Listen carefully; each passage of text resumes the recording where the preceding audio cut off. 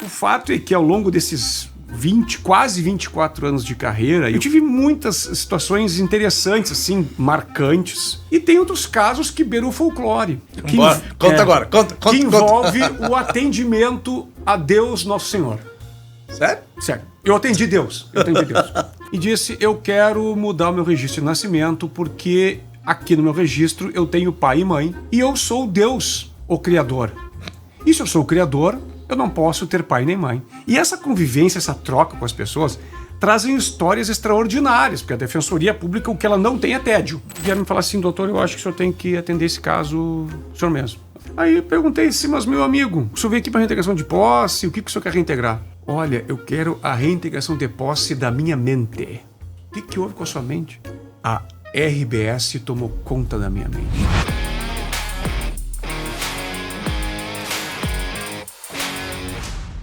Bueno. Bom dia, boa tarde, boa noite, boa madrugada para esse povo que nos assiste aqui no Penal Play. Mais um episódio.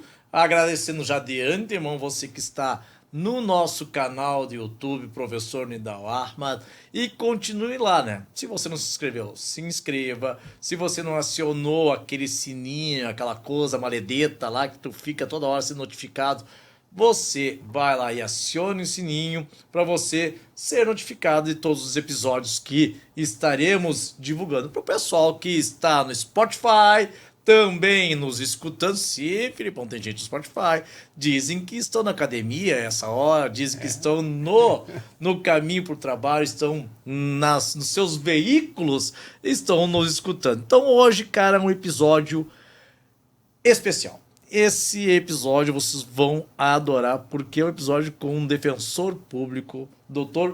Felipe Lavarda. E não é só defensor público, Dr. Felipe Lavarda. Ele é o marido da Luciana Aranaldi. Se a gente não diz isso, ela fica louca, né? Isso é um título, né? É um título, é um pré-requisito. Isso é titulação, né? Não tem como não fazer essa referência, senão ela ia ficar... Pensa nós depois tendo que aguentar ela. Pá, vocês nem falaram, não falaram de mim, não falaram nada, né? Não, acho que fizesse bem. Começando, já dá essa credencial. Pronto. Tá, Luciano, já falando de ti, agora vamos para o episódio. Cara, vocês vão conhecer aqui Luciano, viu ali, ó? Conhecer, viu? Ela fica, né? Ela entra na mente. Ela fica na mente, né? Vocês vão conhecer o Felipe, não só conhecer o Felipe, mas também a carreira de defensor público. O Felipe, cara, ele já tá numa fase quase numa fase final da carreira, já tá nas entrevistas, indo para trabalhar perante o STJ, não é? Isso. Né? Em Brasília. Quer dizer, o cara é grandão aqui no Estado do Rio Grande do Sul e agora vai se tornar grandão no país, né?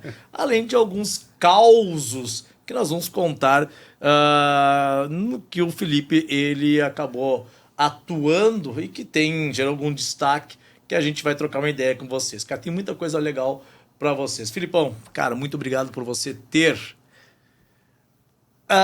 cara, é como se fosse um convite, não é um convite, né? É quase que é como se nós estivéssemos, eu tava brincando, é como se nós estivéssemos na praia agora conversando.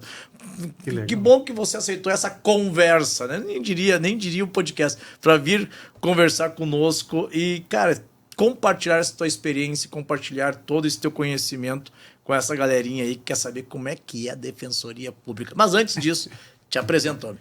Bom, primeira coisa, antes de tudo, quero te agradecer, Nidal, pela oportunidade, pela tua generosidade. Imagina. Em abrir um espaço privilegiado, que é o podcast Penal Play, que é abrir a tua casa, o CEISC, para que eu possa estar aqui trocando uma ideia, compartilhando essa minha história de vida, porque a Defensoria é a minha vida há quase 24 anos.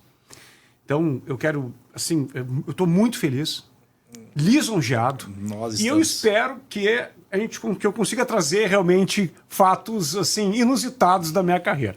Bem, para quem não me conhece, a maioria não me conhece, eu sou Felipe Facim Lavarda, sou de Santiago, Rio Grande do Sul. Não quero me exibir. Não quero me exibir, né? Mas, enfim. Conterrâneo do Mauro, olha aí, ó. Viu? Fui colega de colégio em primeiro grau. Aliás, agora se fala ensino fundamental, primeiro grau na nossa época. Já tá revelando a tua idade aí, Filipão. Não é o bom, não é bom. Não é bom, tudo bem. Não tem como fugir dos fatos, né? Contra fatos não há argumentos. E eu entrei na Defensoria Pública do Rio Grande do Sul, sou defensor público estadual, no primeiro concurso público realizado, que ele foi aberto em 1999. Certamente muitas pessoas que nos ouvem, nos veem, nem nascidas eram nessa época. O concurso era uma época analógica, então eles tinham uma duração muito grande. Ele começou em 99 e se arrastou todo o ano 2000, nas suas etapas objetiva, discursiva, e não houve prova oral naquela época, fomos direto para a tribuna, porque a Defensoria Pública precisava se estruturar, então fizeram um concurso teoricamente mais rápido. Eu tomo posse, sou nomeado no final de 2000 e tomo posse em maio de 2001. Naquela época, a Defensoria Pública não é nem sombra do que ela é hoje em termos de estrutura, seja estrutura física quanto normativa. A Defensoria é outra instituição hoje. E naquela época era uma Secretaria de Estado. Tomo posse em 2001, vou trabalhar em Santa Maria, trabalho alguns anos em Santa Maria, me removo para Santa Cruz do Sul, trabalhei aqui durante 1 ano e fazia toda a parte de defesa criminal em Santa Cruz do Sul e Veracruz. Era uma defensoria integrada naquela época. Eu fiz todos os júris do ano em Santa Cruz e Veracruz, foram com a defensoria e foram comigo. Depois disso eu volto para Santa Maria mais um tempo e em 2010 me removo para Porto Alegre, onde estou até hoje. E em breve, daqui a alguns dias, estarei chegando em Brasília para os tribunais superiores. Nesse meio tempo eu trabalhei em todas as áreas da Defensoria Pública, todas as áreas do direito, e a gente pode conversar sobre isso. Que curioso, né? São situações, que coincidência, porque quando tu disseste que você fez o concurso em 2000, né? E foi nomeado em 2001. Eu tomei posse em maio de 2001. Fui nomeado no começo do ano, ali na virada do ano. Pois é, quando eu passei no concurso público foi em 2000, mas foi antes de me formar, para escrevente do Tribunal de Justiça do Estado do Rio Grande do Sul. Eu assumi em Ijuí. E é curioso agora, trazendo para a defensoria, como tu disseste, naquela época havia os defensores que eram nomeados, não era concurso, né? Tinha um esquema que era eu me lembro que lá em São Luís, pelo menos, era um defensor, excelente defensor de passagem, mas não fez concurso público, era aqueles Sim. que eram, de alguma forma, eles acabavam ingressando e se mantiveram até passou outra aposentadoria, né? Isso aí nós temos que ver a gênese da Defensoria Pública do Rio Grande do Sul. Voltando um pouco no tempo, a Constituição de 88, Constituição Federal de 88, cria a instituição Defensoria Pública.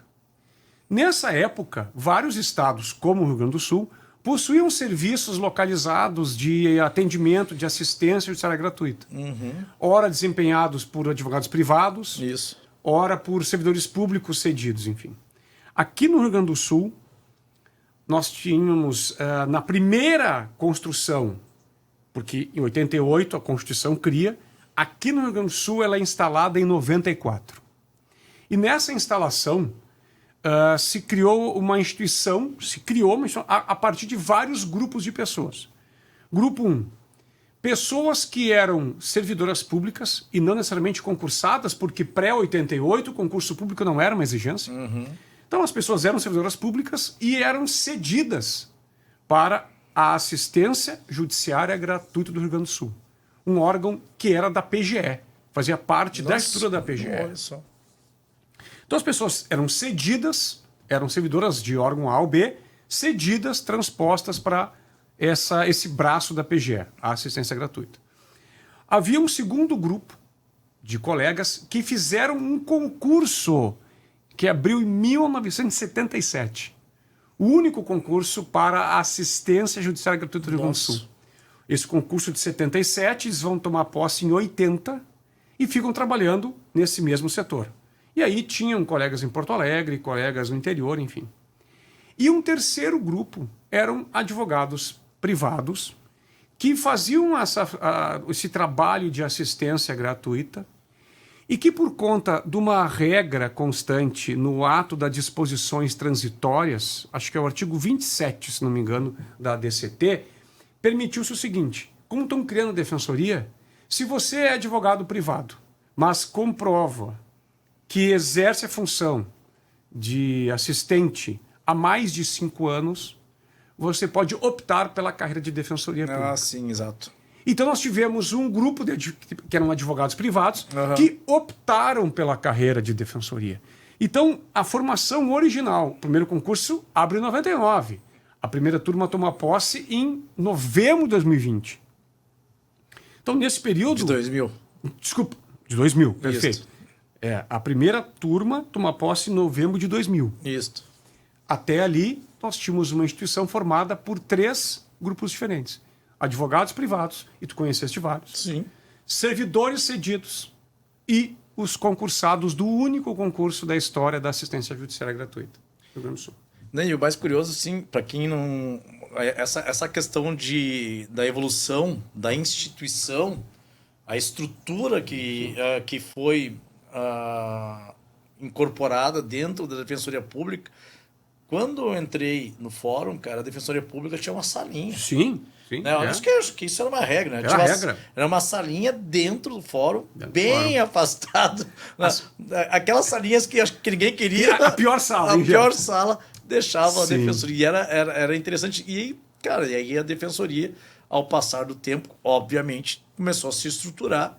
Mais concursos públicos foram surgindo, outros novos defensores. Sim. E agora com servidores também estão se estruturando com servidores, analistas, técnicos, falando em concursos públicos, né, doutor Felipe? Conta pra galerinha aí, sabe que vai ter concurso público tão logo para defensor público, para analista, para servidores da defensoria? Conta pra galerinha. Sem querer fazer fofoca. Mas, gente, eu adoro a fofoca. Pensa num cara que gosta de fofoca. Eu.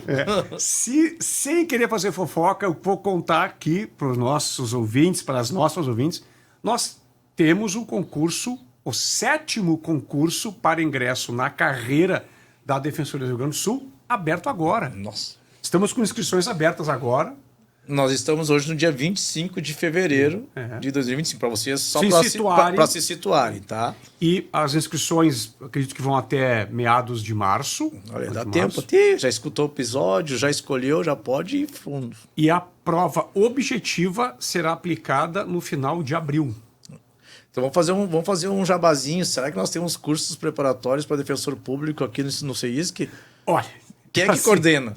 Quem é que coordena? Olha só, casualmente, né, por casualidade, o CEISC é fantástico, e tu é um cara fantástico, tu é um visionário, tu é um visionário, Nidal.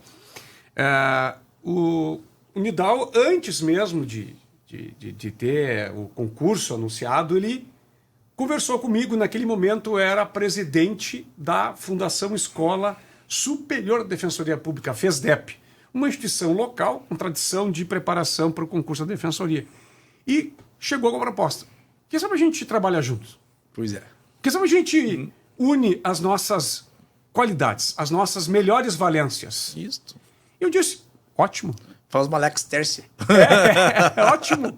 Vocês, o CEISC tem um método fantástico, uma abrangência nacional, é a maior escola hoje preparatória para provas da OAB do Brasil, está muito forte na parte de concurso. Você tem uma expertise fantástica. Um alcance extraordinário. E a FESDEP tem 25 anos. O nome e a credibilidade da FESDEP. Que, né, de preparação naquele modelo mais antigo do curso presencial, né, que hoje virtualizou completamente. Exato. Então a gente montou, em parceria, capitaneado pelo CEISC, nós temos cursos que preparam não só para a carreira da Defensoria Pública, mas como para esse certame em específico. Exatamente. Para vocês entenderem, né, nós, junto com o Felipe, acabamos gerando ou celebrando um convênio, uma parceria com o CEISC, que é a FESDEP. Qual é que é a lógica? Cara, tu tá amparado por uma instituição com uma credibilidade de 25 anos, vinculada, queira ou não, ainda que seja uma entidade privada, sim. né, mas vinculada a a Defensoria Pública. Ela representa, de uma forma ou de outra, a Defensoria Pública, porque é composta por defensores. Quem vai dar as aulas, quem ministra, quem administra, são defensores públicos. Então, de uma forma ou de outra, é vinculado. E casou muito bem. Então, nós temos esse curso que está fantástico, que está num nível de excelência muito, muito elevado. Né? E, cara, quem está interessado em ser defensor público, né, que tem a vocação, e aí nós vamos para um segundo papo aqui, a vocação, porque o cara tem que ser vocacionado para ser defensor público, né, você tem esta opção. Dentre tantas outras que existem por aí, o CEISC é mais uma opção para você deliberar, e se você ver sentido naquilo, que achando que nós podemos contribuir, vem que tem, meu parceiro. Vem que tem, minha amiga. Vem que tem. O CEISC é a melhor opção. Olha aí, e eu vou te dizer por quê. O Felipe já pegou e já bateu o martelo. Não, assim, com todo respeito aos demais cursos, por que o CEISC é a melhor opção? Primeiro, a construção, toda a parte pedagógica, foi feita em parceria CEISC e a FESDEP. Sim, exato. Professores e professoras foram selecionadas, já professores que têm uma visão semelhante àquilo que a banca ia se apresentar. Exato, isso é importante. Então, uma visão mais moderna, uma visão progressista do direito, uma visão humanista do direito. Foram chamadas pessoas com muito talento para as disciplinas que estão ministrando. Então, muita gente da Defensoria do Rio Grande do Sul... E de outros estados, inclusive, né? Temos gente de todo o Brasil ministrando aula conosco. Sim. Pessoas de altíssimo nível técnico, pessoas didática, pessoas preparadas. Então, assim, claro, poderá haver algum curso igual, mas melhor não haverá. Ó, tá batido o martelo. O seu Felipe falou, tá falado. Agora, Felipe, vamos pegar e vamos conversar sobre a carreira de defensor, né? Vamos meio que dar um spoiler para essa galera que quer ser defensor público. O que um cara que vai fazer o concurso para defensor, ele aprova, vai ser nomeado, o que ele pode esperar, né? Em forma de atuação, em áreas de atuação, qual é o público que a Defensoria Pública atende, né? Porque não é todo mundo que ela vai atender, né? Quais os critérios que são adotados para a defensoria atuar em favor daquelas pessoas que vão até os prédios da defensoria, até as sedes da defensoria e procuram ajuda?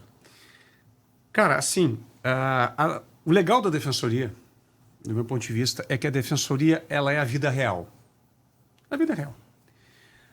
Toda pessoa, quando ela está com um problema, por menor que seja, na área jurídica, ela precisa solucionar esse problema para avançar, para que a sua vida siga em frente. Às vezes, o tema jurídico em debate ele é singelo para nós que somos da área, né, do mundo do direito, do sistema de justiça. Mas para o cidadão, para a cidadã que nos procura, é um problema. Eu costumo brincar com alunos assim, ninguém se arruma, ninguém bota a melhor roupa, ninguém bota aquele perfume, ninguém convida a sua companheira, esposa, marido, namorado para dar um passeio no fórum. É verdade. Vamos nos arrumar, vamos tomar um chimarrão lá no fórum. Isso tu faz num parque, tu faz num shopping, tu faz numa praia. Mas quando a pessoa vai ao fórum ou vai procurar a Defensoria Pública, ela está com um problema. Exatamente. Então, é uma incomodação que ela, seja na área civil, lato sensu, né? E pode ser família, pode ser a parte de saúde, pode ser a parte de infância e juventude. Um problema na área criminal, responde um processo. Na área da execução penal, já está cumprindo pena. Então, a pessoa tem alguma dificuldade, algum problema que ela precisa que seja equacionado. E a Defensoria Pública é a instituição de Estado mais aberta ao cidadão. Então, nós nascemos em 88, nós somos filhos e filhas da Constituinte de 88 com aquele espírito do Constituinte, que é o espírito do Estado democrático de direito. Então é uma instituição criada para ser democrática, para ser aberta. Detalhes saindo de uma ditadura. Exatamente. Né, com uma Constituição republicana, democrática. Exatamente. Né, e aí vem a Defensoria. Uma Constituição progressista para a época, né? E ela cria a Defensoria. Então, a Defensoria precisa... Ela tem esse ethos, ela tem essa semente. Uma instituição democrática e progressista. E aberta a todo mundo. Então, hoje, qualquer pessoa que nos procura vai nas nossas sedes, e hoje nós não conseguimos sair lá daquela salinha, né, do fundo, lá do fórum, para ambientes mais adequados, às vezes dentro dos fóruns, muitas vezes fora. E a pessoa que nos procura, ela encontra a porta aberta. Ela vai entrar. Se ela não puder ser nossa assistida, como nós chamamos, por um critério econômico, ou não tiver enquadrada nos critérios gerais de vulnerabilidade que nós podemos atender, nós vamos dar orientação. Nenhuma pessoa vai sair da Defensoria sem uma orientação. Porque também muitas pessoas nos procuram para questões que não são do direito. Eu perdi a conta das vezes que me perguntaram se era na Defensoria Pública que fazia um título de eleitor. Verdade. Se era ali que fazia uma carteira de trabalho. Eu explicava que não. Mas eu já tinha uns papeizinhos, os bilhetinhos, na época, né, do papel, hoje tudo mais fácil. Tinha uns papeizinhos com bilhete e entregava para a pessoa. Ó, para a carteira de trabalho você vai nesse endereço aqui. Se a pessoa não sabia ler, eu lia e pedia que ela entregasse para um familiar aquele bilhete para saber aonde ir. Então, essa é a nossa missão. É acolher as pessoas, dar uma orientação para as pessoas. E aí começa o que é a Defensoria Pública. Nós vamos fazer atendimento jurídico, integral e gratuito à população hipossuficiente. Basicamente, pessoas que têm uma condição econômica mais baixa. Né? Aí cada estado da Defensoria tem autonomia para definir. Nós aqui no Rio Grande do Sul temos um teto de 3 salários mínimos de renda familiar. Possível alguns abatimentos, notadamente questões de despesa fixa como aluguel, plano de saúde, tratamento de saúde, enfim. A gente sobe um pouquinho esse patamar quando envolve ações de saúde pública, porque são ações muito caras em geral. Né? E são mais dolorosas. São ações... São muito dolorosas. Muito eu na promotoria eu trabalhei em algumas ações na promotoria que envolvia ações voltadas a requerimento de remédios, de medicamentos, principalmente aqueles medicamentos que são um pouco mais caros, né? Sim. Também tinha aqueles medicamentos de diabetes, pedindo para os diabéticos, né? Não é medicamento, a insulina. A insulina. Sim. Era um drama, cara. É um drama humano. É um drama. A Defensoria é uma instituição humana. Ela tem uma visão humanista, progressista. A Defensoria Pública não compactua com preconceitos. Nós estamos sempre ao lado das pessoas, quaisquer que sejam suas orientação de vida. Sabe? Nós não questionamos o que a pessoa é. Nós queremos ajudá-la a resolver o seu problema. Então, esse atendimento jurídico gratuito, amplo, extrajudicial, judicial, começa com informações precisas. Né? Se a gente não sabe, às vezes, a resposta, a gente procura, né? Porque nós temos os ferramental para encontrar a resposta para aquele cidadão, aquela cidadã. Sim. E dar satisfação para ela. Temos que ingressar com um processo judicial, precisaremos fazer uma defesa num processo judicial que já existe, faremos, seja na área de família, na área civil ampla, na área da infância e juventude. A pessoa responde uma ação penal, e aí vem uma questão importante, já que estamos no penal play. Tu sabes muito bem, a defesa é um direito constitucional do cidadão. Sim. E neste caso nós não questionamos renda. Nós estamos disponíveis para fazer a defesa. Interessante isso. Tanto qual é a minha classificação atual como defensor? Eu sou defensor público classificado na Defensoria Pública Especializada em Justiça Militar. Eu faço a defesa de policiais militares, atualmente, né? Em breve estarei em Brasília, mas a minha classificação é essa. Eu faço a defesa de policiais militares, oficiais superiores ou não, qualquer que seja a patente, que respondam a ações penais na Justiça Militar Estadual. Por quê? Porque é o direito do servidor militar ter a defesa. Se ele não contrata um advogado, por qualquer razão que seja, a Defensoria Pública vai atuar. E essa é a regra em todas as ações penais. Se a pessoa não contrata advogado por qualquer situação, a Defensoria Pública atuará. Independentemente da renda. Independente da renda. Perfeito. Por quê? Porque a defesa é uma imposição constitucional. E a defesa criminal ela é fundamental para a pacificação social.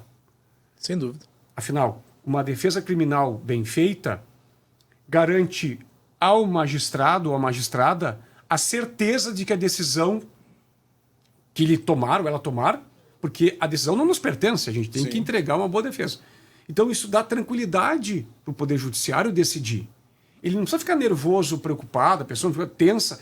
Será que esse réu, essa réu teve uma boa defesa? Sim. Se a defesa é feita, isso traz segurança jurídica. Informando o réu, familiares, a réu e seus familiares, também traz tranquilidade para essas pessoas que se sentem amparadas pelo Estado. A sociedade, como um todo, vê aquela questão ser resolvida. Basicamente é o caso de um júri. Sim. Um fato grave. Homicídio, primeiro crime do Código Penal, né? Uma coisa gravíssima. É um trauma na comunidade. Quando acontece o julgamento, não que a dor das pessoas envolvidas se resolva, mas aquele caso na comunidade foi solucionado, seja pela condenação, pela absolvição. E a comunidade consegue... A resposta foi dada. A resposta foi dada. É isso que é o mais importante. É isso que talvez muitos não compreendem, né? O que é o sistema... um sistema acusatório, um sistema que leva uma persecução penal do início ao fim. Na verdade, não é um sistema de persecução penal voltado a única e exclusivamente punir, né? Como se nós estivéssemos ainda adotando a teoria da vingança privada, não. Exato. Então, nós temos que compreender que o processo penal ele é civilizatório. O processo penal ele está inserido dentro de um patamar onde uma sociedade civilizada busca dirimir conflitos. Né? E quando a gente fala em dirimir conflitos, muitas vezes o resultado, talvez para a sociedade, para o Estado, o resultado talvez é o que menos importa. O que importa é que aquele conflito foi solucionado. Se for um resultado bom para um ou para outro, para o Estado, né, o que importa é que há solução daquele conflito. Até porque uma das partes vai sair mais feliz do que a outra. Não vai gostar do resultado. Não vai gostar do resultado. Mas o Estado cumpriu seu papel. O Estado cumpriu seu papel de pacificação, de dar resposta à sociedade, de dar a resposta ao sistema.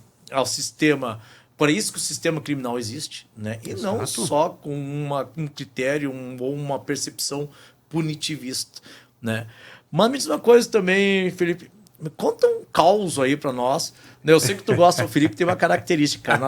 Nós temos, a gente na praia lá, nós passamos alguns dias na praia lá e no litoral, e o Felipe chega lá, ele e a Luciana, coitado do Felipe, carregando aquele pranchão da Luciana, mas um pranchão, né? Não é? Se fosse uma prancha. Por que não um bodyboard, né?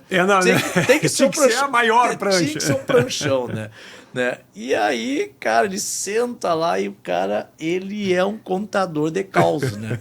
E agora eu vou pegar e dizer, Felipe, conta um caos pra nós aí. Cara, assim, ó, tu sabe que isso é um problema, né? Tu me abrir essa janela, eu não paro de falar. Eu provoquei, agora vai.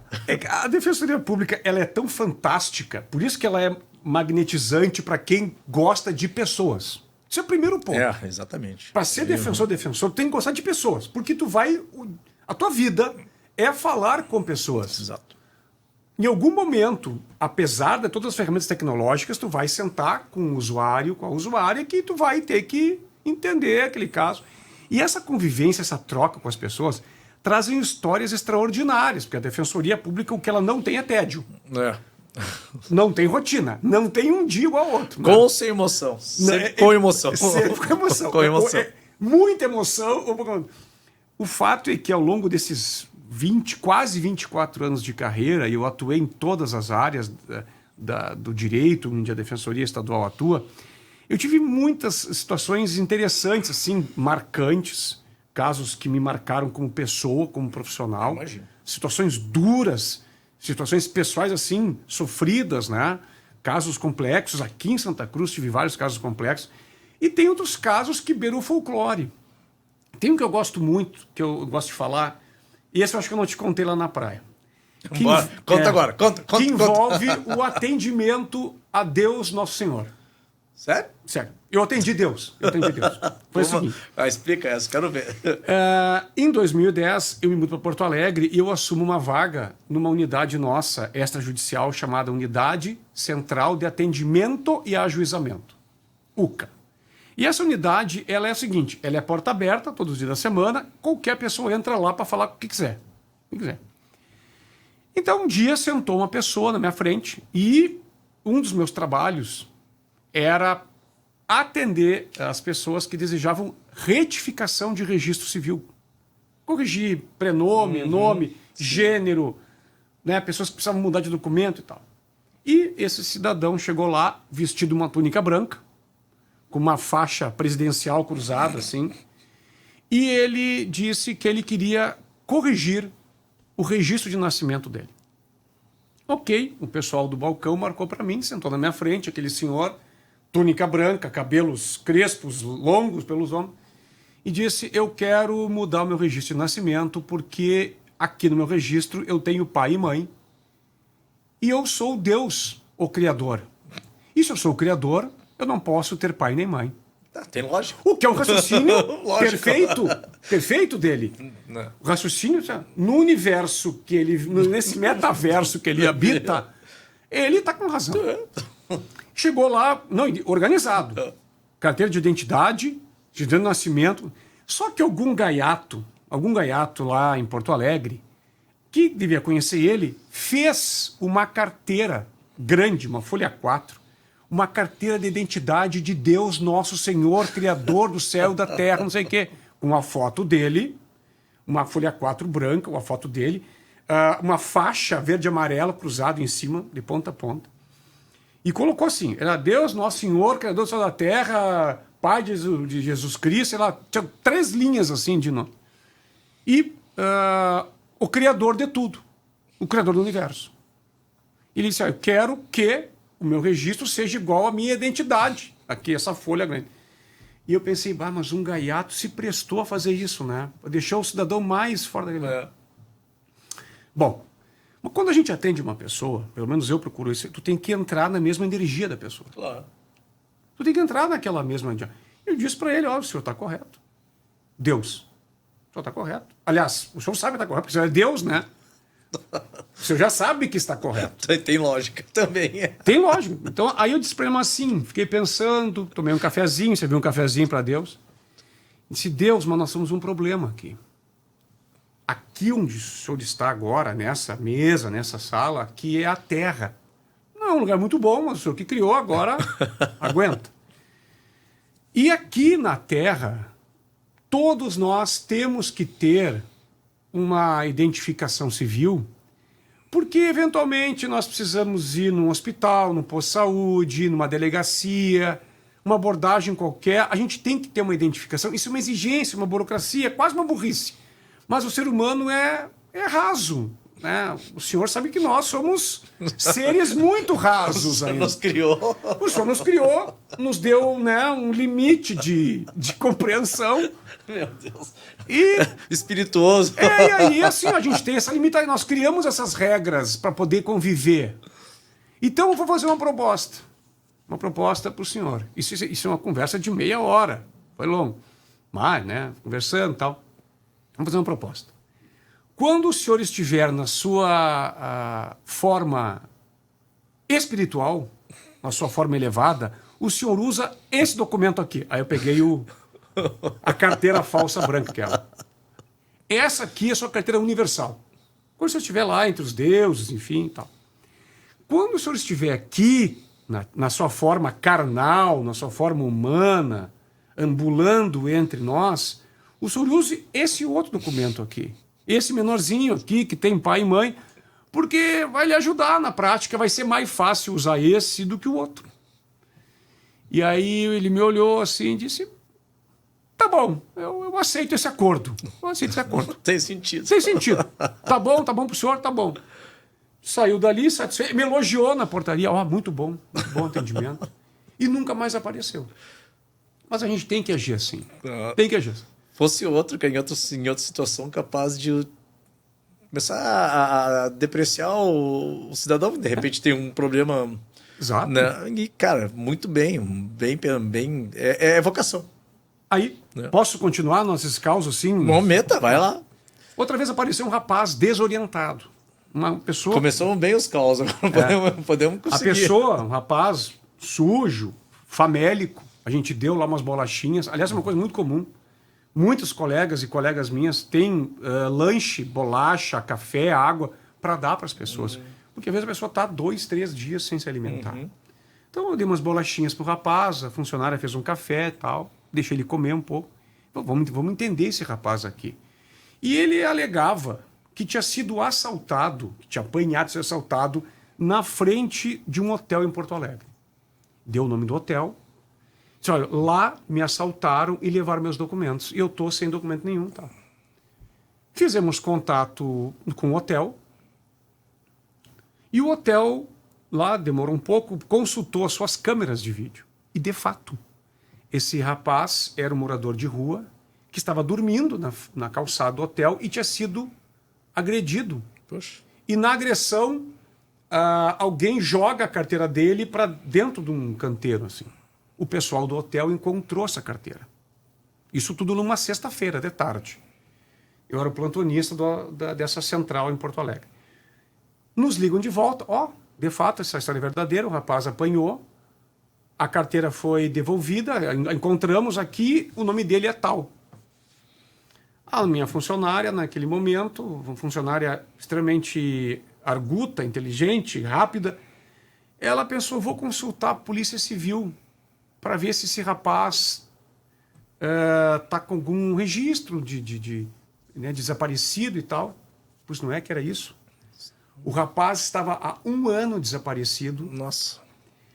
Quando fizemos contato com a polícia fez contato com a cidade de origem, era Cidreira, a cidade de origem dos pais. Os pais saíram desabalados da carreira para Porto Alegre e foram buscar o rapaz lá na defensoria. Isso tudo numa tarde. E tinham há 1 ano que não sabiam notícia do filho.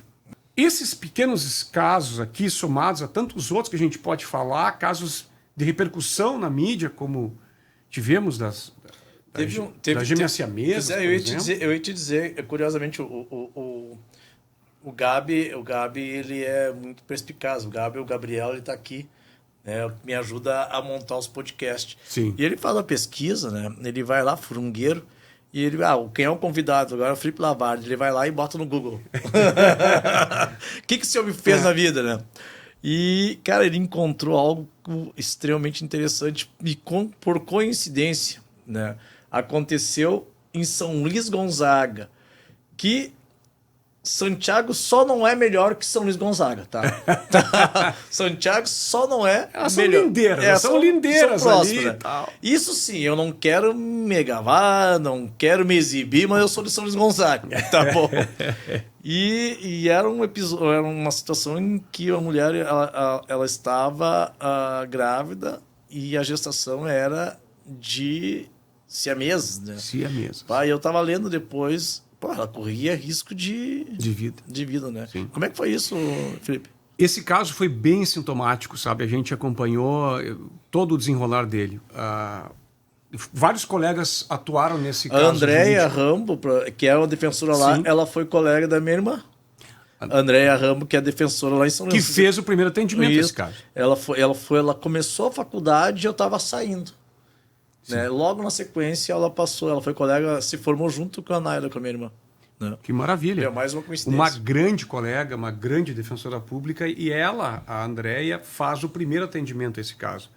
Basicamente, uma senhora nos procurou com documentos que mostravam que ela estava grávida de gêmeas siamesas, mas que os médicos haviam constatado a inviabilidade da vida daquelas gêmeas siamesas por compartilhamento de órgãos. Então, assim, situações de má formação, né? Então, elas tinham, para exemplificar, cada uma tinha um coração. Então, havia 2 corações. Mas elas compartilhavam a mesma artéria aorta, o que inviabilizaria o funcionamento correto. Elas tinham um fígado para os 2 organismos. E eram várias outras circunstâncias que tornavam a vida dessas gêmeas, desses fetos, inviável. Tá? Então, e havia inclusive o risco de vida para a gestante. Ela poderia falecer, seja na gestação ou seja no parto, pelas características do caso. Uma farta documentação médica. E a colega lá da origem entrou com pedido judicial na vara do júri, né, porque é pedido de interrupção da gestação, se processa por competência na primeira vara criminal e vara do júri em todas as comarcas. E quando ela nos procurou, essa senhora, a gestação já estava, salvo engano, lá pela 25ª semana. E esse foi um dos pontos de debate maior no processo. Essa questão começa em São Luís Gonzaga. Houve um indeferimento inicial e havia uma urgência no caso. Chegou o seu Tribunal de Justiça. O Tribunal de Justiça também não concedeu o direito à interrupção da gravidez, e eram questões técnicas, ora por documentação, ora por questão de prazo, de gestação, qual o momento da interrupção, possível ou não possível. Havia várias discussões laterais nesse processo. Chegou a Porto Alegre, o Tribunal de Justiça, então, não concede direito à interrupção da gravidez, e nós estávamos contra o relógio, né, porque foi passando o tempo. Imagino.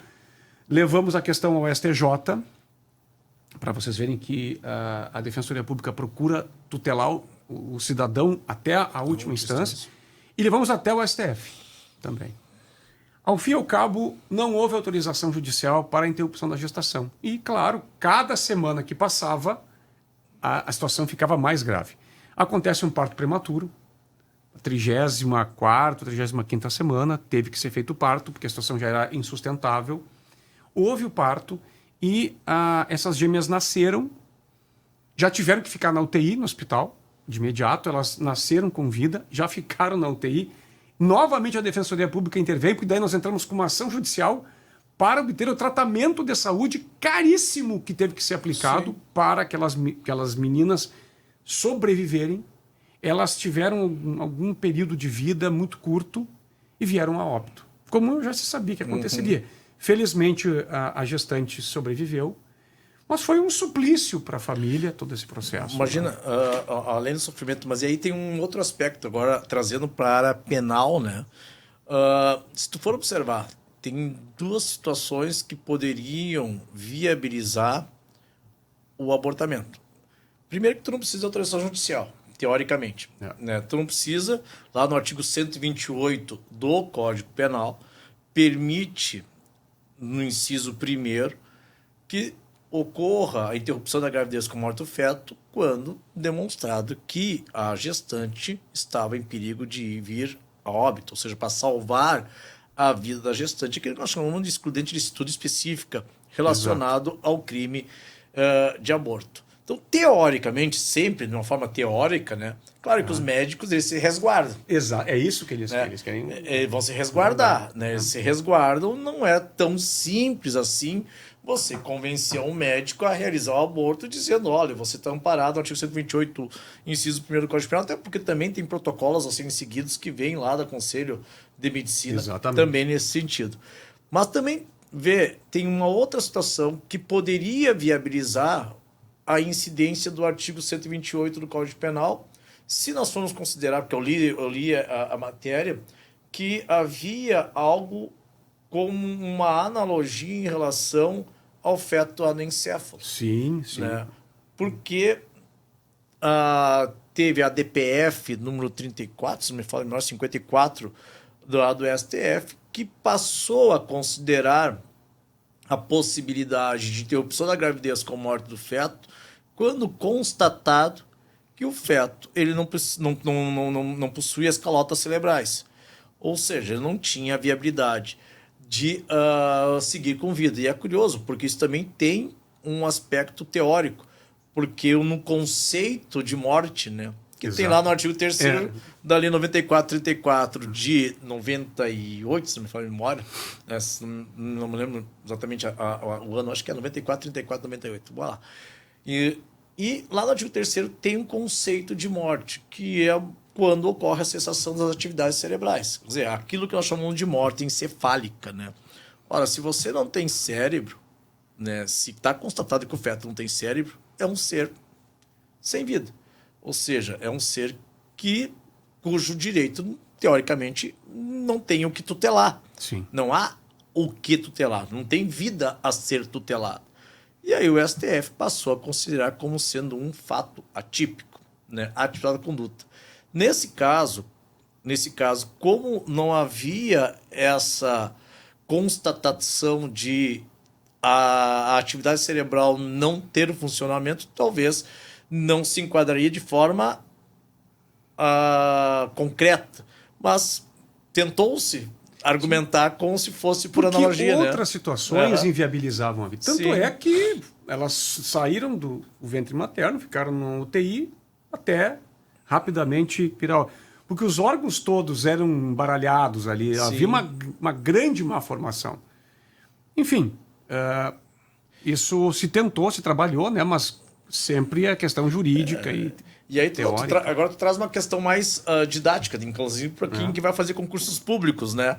Era uma hipótese de aborto legal. Exatamente. Se caísse numa prova de uma questão objetiva, né, fica comprovado que a gestante corria risco de vir a óbito, viabiliza a possibilidade de um médico, e é só um médico, vamos deixar bem claro, né, o médico interromper a gravidez com a morte do feto, aborto legal, sem problema nenhum, teoricamente, né? Mas não tem outro caso? Mais um caso. Tem outro caso, sim. Tem um caso... Vou tentando voltar para a parte mais alegre, assim, né? Essa foi dolorosa. Essa é dolorosa e acho que as grandes memórias, elas têm muito disso, de dor da vida, da vida do ser humano, né? Exato. A gente... Tu tenta evitar te contaminar, mas as situações são tão tristes que tu acaba, de alguma forma, sofrendo. Mas teve um outro caso interessante. Chegou um cidadão na Defensoria Pública dizendo o seguinte: eu gostaria de fazer uma reintegração de posse. Ok, uma questão super corriqueira para nós, a reintegração de posse.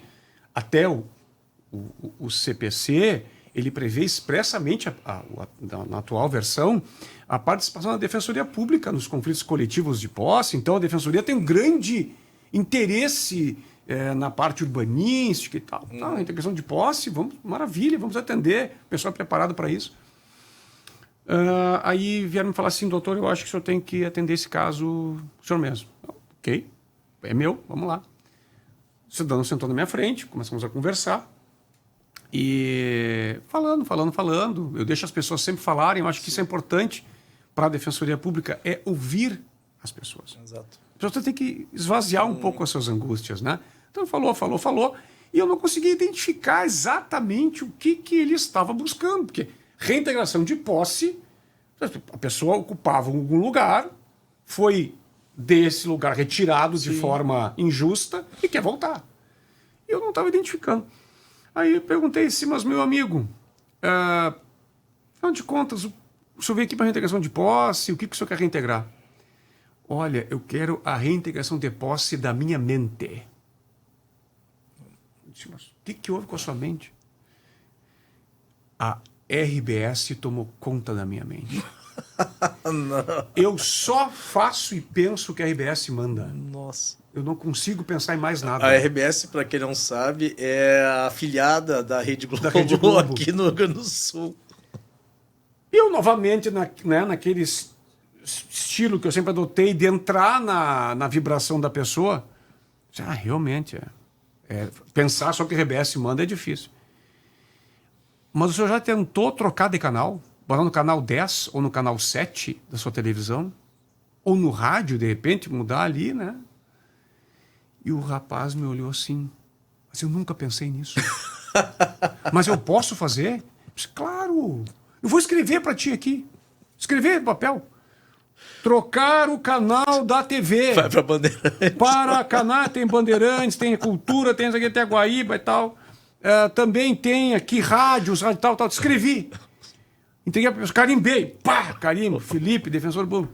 A pessoa pegou aquele papel assim, olhou e disse, isso é que é justiça.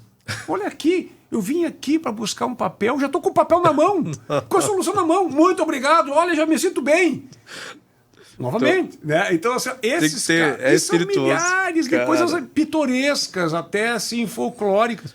Mas a gente tem que entender que a defensoria é a vida real. É a vida real.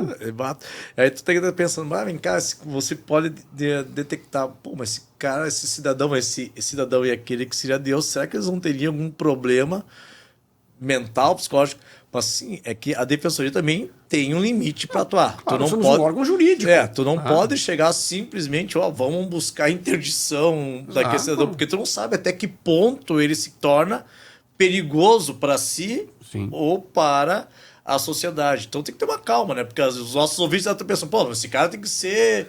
Calma, gente, não é? Não funciona assim. Tem todo umas cautelas a serem seguidas para você verificar se o cara efetivamente merece ser interditado.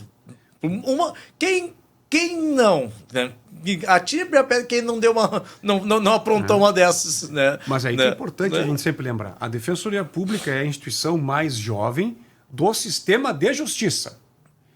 O sistema de justiça é o quê? Atendimento jurídico. Exato. Então a gente tem que ver o nosso limite. Embora a gente tenha essa proximidade com as pessoas, a gente tem que ver o nosso limite. Né? Então o nosso limite... Agora, chegou um familiar. Olha, eu preciso fazer a interdição de fulano. Aí tudo bem, a gente vai verificar a documentação, vai instruir um processo que busca uma interdição. Aí sim, claro. Aí sim. Exato. Então a gente tem a visão do que é o nosso mundo. Nosso mundo é balizado por aquilo que a defensoria foi criada. Perfeito. Para estender a mão, mas dentro do sistema de justiça. Exato. E claro, com o passar dos anos, quem vai fazer o concurso agora, e tem vários concursos pelo Brasil abertos. Sim. Tanto para membro quanto para quadro de apoio, porque as defensorias estão cada vez mais se estruturando, é um processo longo ainda. Cara, quem quer assim, concursos, vai explodir concursos para servidor da defensoria, para defensor. Eu tenho a impressão que só agora já tem 4 concursos para membro abertos, mais um concurso para quadro de apoio em São Paulo também. E assim vai ser todos os anos, porque a Defensoria Pública vai trilhar um longo caminho. Imagine-se que o Ministério Público e o Judiciário são seculares. Sim. A Defensoria Pública começou em 88, 94 aqui no Rio Grande do Sul. E imagina que daqui a pouco, além dos estados, tem a Defensoria Pública da União. Ideia da União, que só atua nas capitais. Que está bem menos estruturada do que... Imagine-se um órgão da União. Já existem centenas de colegas da União, mas eles só conseguem atuar nas capitais. Agora, tu imagina se eles colocarem unidades da Defensoria Pública da União em todas aquelas que têm... Vara Federal. Isso vai chegar um dado momento que, são décadas de concursos públicos consecutivos. Então, se nossa ouvinte tem essa visão assim, eu gosto do direito. É uma profissão próxima da advocacia, de alguma forma, né? Demandar em juízo. É uma profissão de orientação às pessoas. E tu és pago pelo Estado, só pelo Estado, né? Sim. A remuneração é importante. Claro, você só recebe remuneração estatal. Nada de honorário, nada disso. Pago pelo Estado para isso, você é servidor público da União ou dos Estados, para executar esse trabalho que tem essa proximidade com pessoas, que vai ser a vida toda assim, mesmo lá em Brasília, vou estar lá no STF, STJ, eu vou ter contato com pessoas, as pessoas das partes, dos processos, com os ministros e ministras que vou ter que conversar para dialogar, para que estão. Então, eu acho que a Defensoria Pública é um campo fértil, uma instituição em construção. A própria forma constitucional já sofreu 4 mutações importantes, sempre para mais. Hoje nós temos autonomia orçamentária, Sim. autonomia administrativa. Isso é um status que nos coloca em pé de igualdade com o Ministério Público, em termos de status normativo. Não, tá chegando, sem dúvida nenhuma, só se desvincular do executivo. Não, Já desvinculou? Claro. Não, foi. Autonomia Nós administrativa. nós temos autonomia administrativa, orçamentária, legislativa. Pra te ver como eu sou da antiga, né? No meu tempo lá ainda era Claro. executivo. Mas a gente vai mudando, e isso vai mudando em cada estado. As defensorias surgem como um braço do executivo. Sim. A nossa aqui, a emenda constitucional estadual 50 de 2005, é que nos desliga do poder executivo estadual. Só que uma coisa é desligar na Constituição, outra coisa é desligar na prática. Isso é um processo construtivo. E em cada estado da federação é assim, mas a defensoria é autônoma. Sim. É um órgão autônomo, com uma estrutura normativa, um arcabouço normativo e orçamentário próprio. Então só vai crescer, só vai melhorar. Especialmente após 2014, com a emenda 80, nos alçou um patamar altíssimo de independência. Claro que ainda precisa de dinheiro para fazer as coisas, mas ano a ano...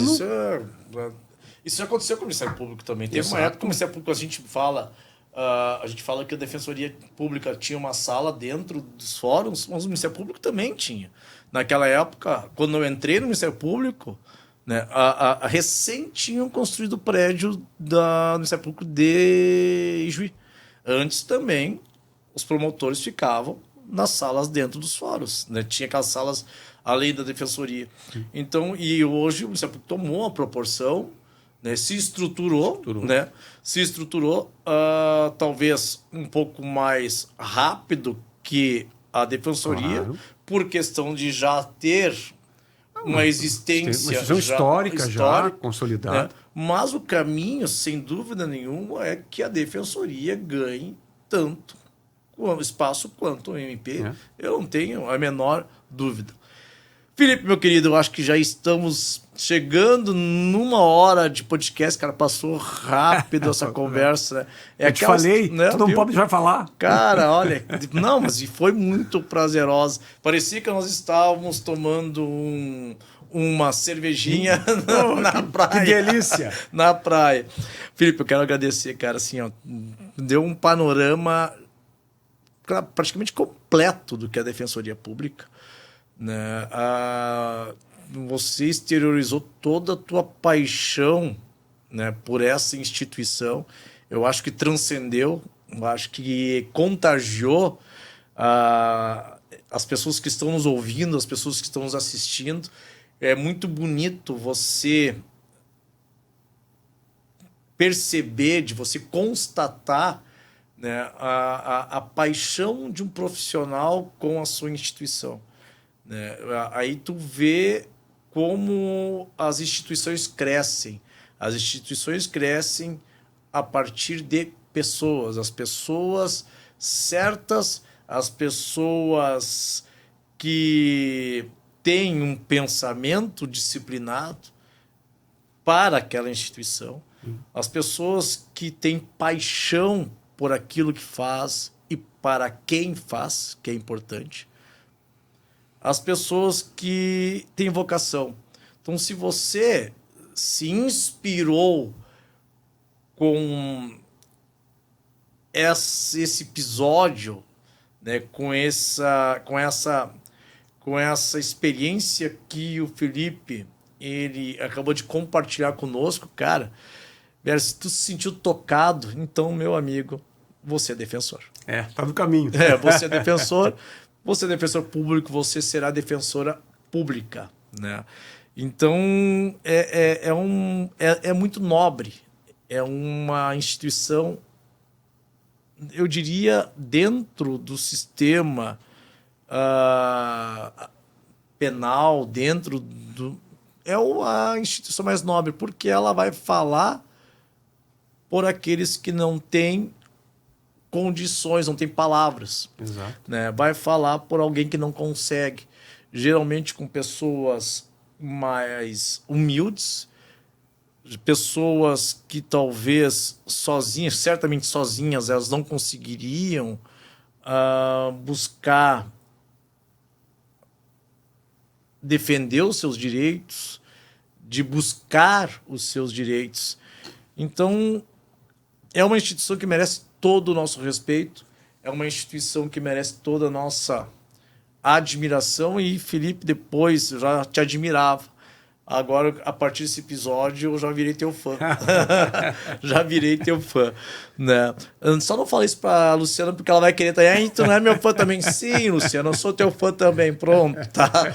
Se é isso que te satisfaz, sou teu fã também, né? Felipe, agradecer, muito, muito obrigado. Sabe que quando você quiser, você vem contar outros causos, porque dariam vários episódios de podcast, né? Nidal, se tu me permite uma última manifestação, eu quero agradecer novamente a oportunidade. Eu sou um fã declarado teu. Acho que tu tem uma capacidade incrível de agregar, de ouvir. Tu seria um excelente defensor público, porque tu gosta de ouvir as pessoas, tu gosta de entender as pessoas, respeita a singularidade das pessoas. Isso é fantástico, eu sou teu fã declarado. Eu vejo o teu trabalho, acompanhando com a Luciana, e vejo como tu te dedica, como tu acredita, como tu tem paixão pelo que tu faz. Paixão é tudo. As tuas aulas. Cara, tu faz duas coisas. Tu dá aula e tu administra o curso. E motiva as pessoas do teu curso a entregarem o melhor. O nosso curso. Tu é um gestor de pessoas, que é uma habilidade rara. Pode ser inata, pode ser desenvolvida, não sei. Mas no teu caso, ela é assim, visível, gritante, uma habilidade de ser um gestor de pessoas. Isso é fantástico. Então, eu quero te agradecer. E eu não fico elogiando assim, elogios vazios, porque eu acredito no que eu estou te dizendo e eu tenho a honra de poder conviver contigo um pouco, de participar dos momentos de trabalho e festivos, como nós tivemos lá na praia. A honra toda minha. E eu vou dizer só uma última fala para quem estiver nos ouvindo. A Defensoria Pública, eu era formado, ela não existia, né? Sim. Começa a se desenvolver e tal. E eu, nesses meus quase 24 anos, eu vejo assim como eu sou feliz porque eu ajudei a mudar a vida das pessoas. Com simples ações, com simples movimentos, isso é lindo. Com simples... Escrever uma folhinha lá para trocar o canal da TV, ou participar de processos densos, complexos. Eu ajudei a melhorar a vida do cidadão que me procurou. Então, isso, para mim, é o maior pagamento que eu recebo. E, realmente, eu espero que eu possa ter muitos e muitos anos na Defensoria Pública ainda para aprender, porque todos os dias eu aprendo. Eu aprendo a ser mais humano, aprendo a conhecer mais como o direito realmente é um transformador da vida das pessoas. Muito obrigado. Cara, isso é a essência de um grande profissional, é a essência daquele que veio ao mundo, para esse mundo que não veio para passeio, que veio por um propósito, de fazer o bem, né, e transmitir esse bem. Cara, ô Felipe, tu é foda com PH. Com PH. Valeu, cara, meu amigo. Tu não pode pegar e falar foda, eu falo foda. Né? Então, pessoal, eu tenho que agradecer vocês por terem nos escutado, por terem compartilhado esses causos, por terem também participado desta conversa. Se vocês gostaram do episódio, vocês podem comentar, vocês podem pegar lá, dar os seus likes, você pode também se inscreva. Indica pro amigo, pra amiga. Indica pro amigo, se inscreva, porra, vai lá. Dá moral pra Nini. Sim, pro tio Spotify ficar feliz, pro tio Google ou o YouTube ficar feliz, pro Gabi ficar feliz, o Gabi fica feliz também. Vem cá, Gabi, o pessoal tem que te conhecer, vem cá. Ó. Esse é o Gabi, olha, pra quem não conhece, esse é o Gabi. Olha aí, ó. Esse que me ajuda a montar esses episódios aqui. Espero que você tenha gostado. Espero, Felipe, que você volte em outros. Agora que você está lá, agora é nível Felipe elevado. Vou te trazer causas de Brasília. Quando você descer para BC, para CC, para SC, aí a gente faz um novo podcast. Gente, um beijo carinhoso e afetuoso para meninas e um abraço, senhor, bem de longe. Até logo, beijo, pessoal. Um grande abraço. Tchau.